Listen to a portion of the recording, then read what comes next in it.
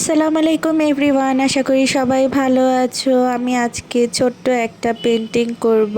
এইটা 6x6 ইঞ্চি ক্যানভাসে। তো আমি তোমাদের সাথে ছোট্ট একটা গল্প করব এই পেন্টিং করতে করতে। তো আমি অনেক বছর ধরেই পেন্টিং করি, প্রায় 6 বছর হয়ে গেছে। আমার আরও 2টা পেজ আছে। তো আমি এতদিন শুধু পেন্টিং করতাম, কিন্তু পেজে সেরকম ভিডিও দেওয়া হতো না, অ্যাক্টিভও থাকতাম না। তো আমি চেষ্টা করলাম সবাইকে দেখে যে আমিও ভিডিও তৈরি করি এবং পেজে অ্যাক্টিভ হই।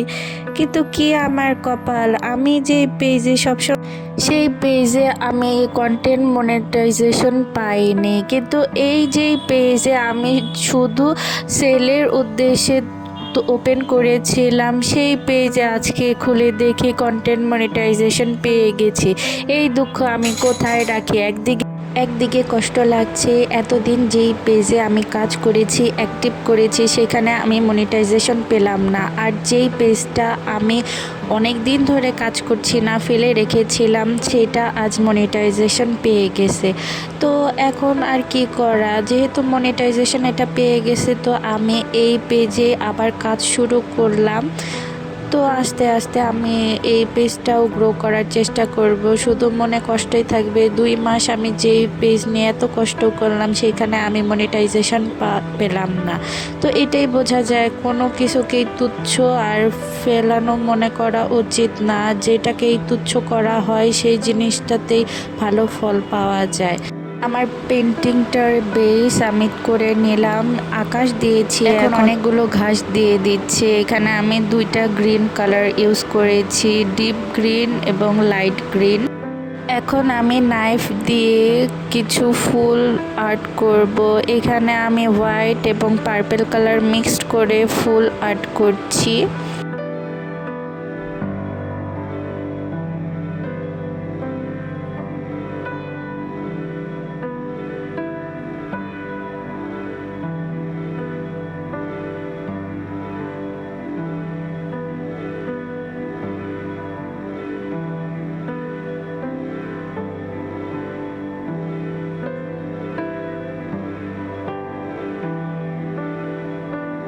এখানে আমি সাদার সাথে একটু লাল রং মিক্সড করে ফুল আর্ট করছি।